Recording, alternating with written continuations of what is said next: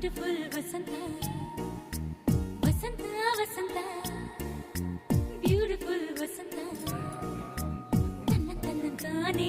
ತನ್ನಂತಾನೆ ಬಂತು ಬಂತು ಚಿಗುರು ಒಣ ಹಬ್ಬ ಚಿಗುರು ಹಸಿರಿಗೆ ಹಸಿರು ನಿಶಾನೆ